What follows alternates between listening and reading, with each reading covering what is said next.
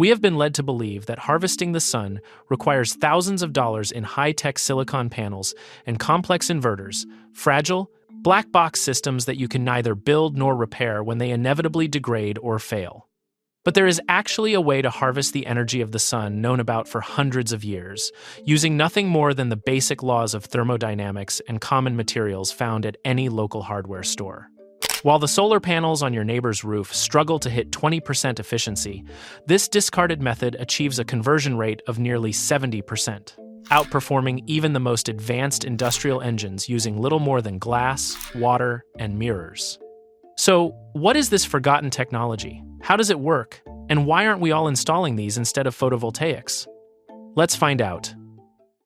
To find the roots of this technology, we have to look back to a time before the world became addicted to the centralized electrical grid.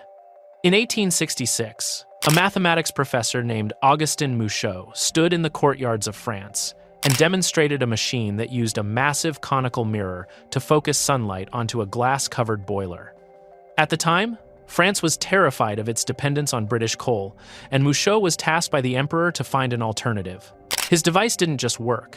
It produced enough high-pressure steam to drive a mechanical engine, proving that the sun's heat was a concentrated, industrial force, long before the first silicon solar cell was ever conceived. His machine was so effective that in 1878 it was displayed at the World Expo in Paris, where he attached it to a heat-powered refrigeration device and produced ice blocks to the amazement of the crowds.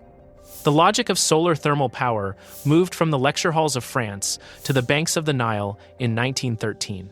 It was there that an American engineer named Frank Schumann built the Mahdi power plant, the world's first large-scale solar irrigation system.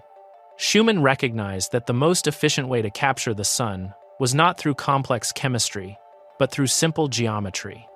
He constructed 5 massive parabolic troughs, each over nearly 200 feet long. These mirrors tracked the sun, focusing its energy onto a central cast-iron pipe to boil water and drive a 60-horsepower engine that pumped 6,000 gallons of water per minute. Schumann was a pragmatist, not a dreamer. He saw that the world's coal reserves were finite and predicted that within a century, the Sahara Desert would be the engine room of the planet. He proved that for the price of common glass and iron, a nation could own its power source outright.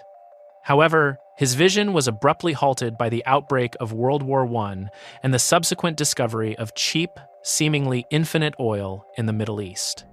The world did not move away from this thermal logic because it failed. We moved away because the emerging energy monopolies of the 20th century realized they could meter and sell oil. The reason this system can outperform a modern silicon panel is found in the fundamental difference between chemistry and concentration. A standard solar panel relies on the photovoltaic effect, a chemical reaction that occurs when photons strike a semiconductor. This process is naturally limited by the laws of quantum physics, meaning that even the most expensive panels on the market are forced to discard 80% of the energy they receive. But this forgotten method, on the other hand, ignores the electricity entirely and focuses on the raw, thermal energy of the sun. And the difference between these two methods is massive, on par with trying to capture water from a tap with a sponge as opposed to a bucket. The key to this system is the parabolic curve. When sunlight hits a flat surface, the rays reflect in a single broad direction.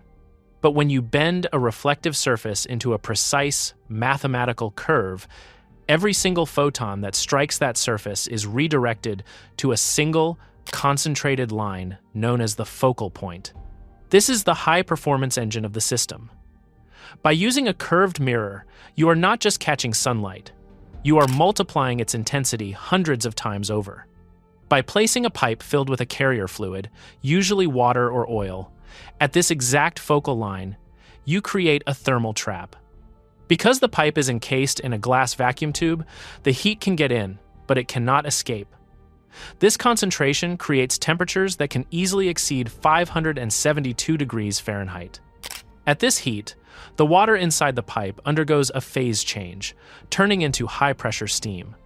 And this is the moment the length of pipe becomes a power plant. In a modern setup, that heat is not used immediately. It is sent into a heat battery, a simple insulated tank of salt or sand. Because heat is much easier and cheaper to store than electricity, you can charge this thermal battery during the day and draw from it all night. When power is needed, the stored heat is used to boil water, creating steam that drives a mechanical piston or a turbine. Unlike a black box solar panel that becomes a useless sheet of glass the moment an internal circuit fails, this thermal logic is transparent and mechanical. If the pipe leaks, you solder it. If the engine stalls, you turn a wrench. You are harvesting the friction of atoms rather than the flow of electrons, which allows for an efficiency rate that silicon simply cannot match. For the homesteader, it means a system that isn't just a gadget, but a permanent piece of industrial infrastructure that can be repaired and upgraded. The logic of Frank Schumann and Augustin Mouchot did not disappear. It was simply moved out of sight.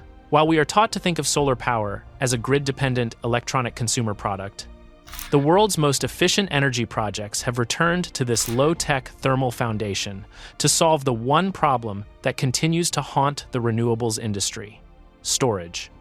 But the relevance of this technology is no longer limited to the high deserts of Spain or massive utility-scale plants. For the modern homeowner, the true revolution is the miniaturization of the solar trough, a shift toward Micro-CSP that prioritizes the direct capture of heat over the indirect generation of electrons.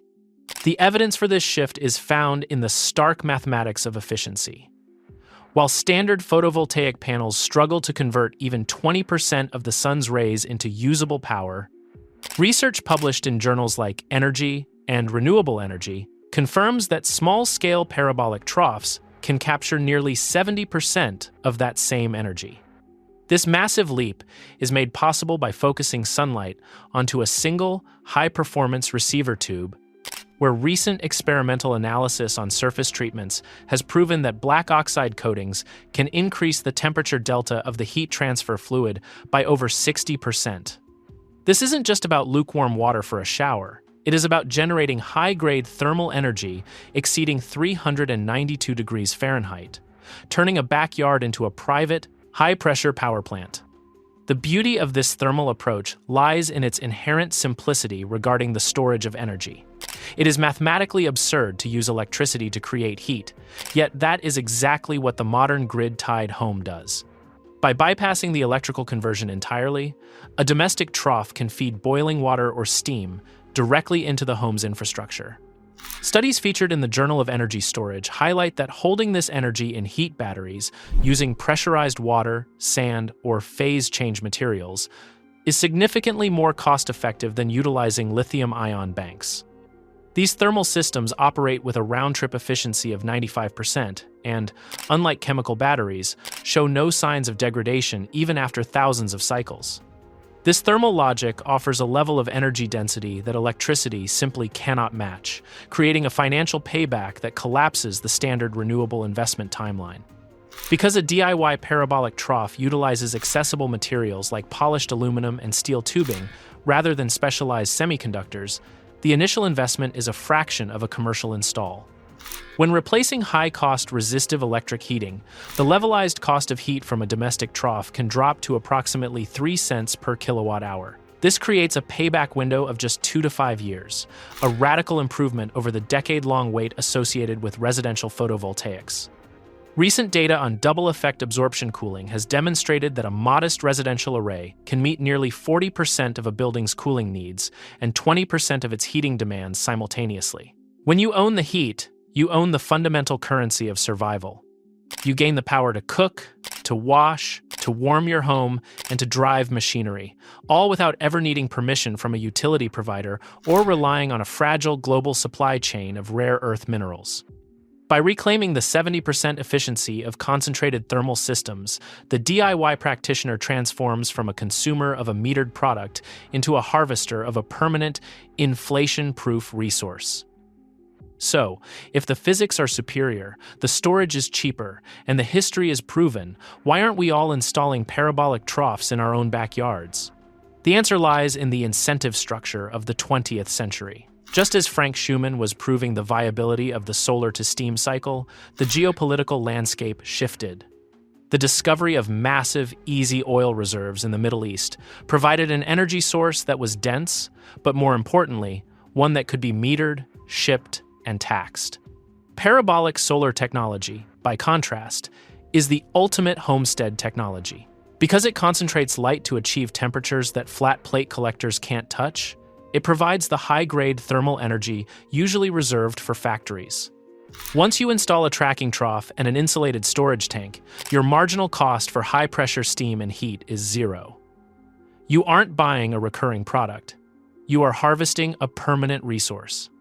For a utility company designed around monthly billing cycles, that is an existential nightmare. Photovoltaics gained traction not because they were the most efficient way to power a home, but because they fit the industrial model. PV panels are complex to manufacture, requiring billion-dollar fabrication plants and a global supply chain of rare earth minerals. Because they produce low-voltage electricity, rather than raw, high-grade heat, they require specialized inverters and restrictive grid tie contracts that allow the utility company to remain the middleman between you and the sun. While flat plate collectors were relegated to simple domestic hot water, the parabolic trough was largely kept out of the domestic market because its efficiency, often cited in renewable energy journals as being triple that of PV for thermal applications, offered too much independence. We have spent decades trading the 70% direct efficiency of concentrated thermal systems for the 20% efficiency of electronics, simply because the latter was easier to monetize and control. For the modern domestic application, the argument for the parabolic trough is one of radical decentralization. By moving away from the all-electric home, we move away from the fragility of the grid. We didn't choose PV because it was the best way to cook a meal, run an air conditioner, or heat a floor. We chose it because it was the best way to build an industry. To install a domestic solar trough today is to reclaim that lost process heat. It is an act of opting out of a system that would rather sell you an expensive, short-lived chemical battery than let you store the sun's concentrated focus in a simple, eternal tank of pressurized water. For those looking for energy independence, the transition from consumer to producer begins with a single calculation: the concentration ratio. To build a functional solar thermal collector, you do not need a laboratory, but you need to master the relationship between the surface area of your mirror and the surface area of your receiver pipe.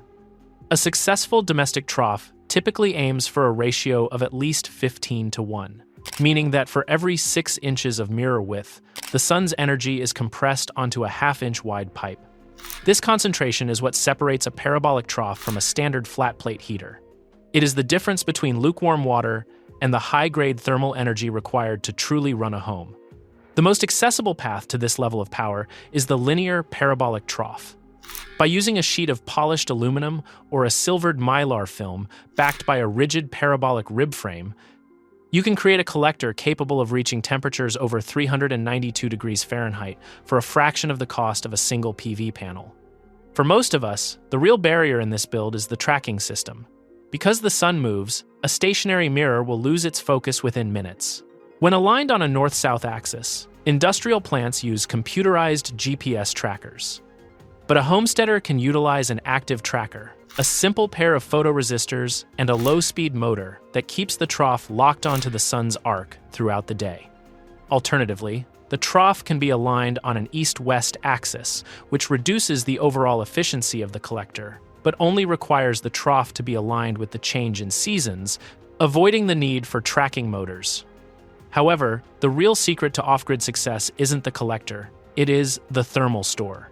To achieve true energy independence, you bypass the cycle of expensive, short-lived electrical batteries and instead pipe your high-grade heat into a heat battery. Whether using a heavily insulated tank of pressurized water or an experimental sand-based system, the goal is high-density storage. Research from the University of Kassel and the Solar Fire Initiative confirms that a well-insulated thermal store can retain over 90% of its energy for more than 24 hours. This allows you to harvest the peak intensity of a Tuesday afternoon to provide high-pressure steam for cooking or radiant floor heating on a rainy Wednesday morning. If you are looking for a community-validated starting point, the open-source movement provides the ultimate blueprints for agency. George Plack has a great website providing very practical information and advice on the construction of parabolic trough construction and application. Definitely worth a look. The parabolic solar trough is a bridge between the mechanical genius of the 19th century and the energy needs of the 21st, proving that a single, focused reflection can provide more energy security than a decade of battery innovation. By choosing concentration over chemistry, we move from being consumers of a fragile, metered grid to practitioners of a permanent physical law. When you own the heat, you own the ability to cook, to cool, and to power your life on your own terms. A lot of what this channel covers was nearly lost, not because it stopped working, but because the industry moved on to something more profitable to sell you. They traded 70% thermal efficiency for a technology that was easier to bill. If discovering the lost art of high performance, decentralized energy matters to you, subscribing and sharing is the simplest way to make sure this kind of knowledge keeps being found. And if you want to see how these same principles of fluid dynamics can provide a house with a continuous baseload of power for 50 years using nothing but a backyard stream, you need to see our breakdown on the Pico Hydro generator right here.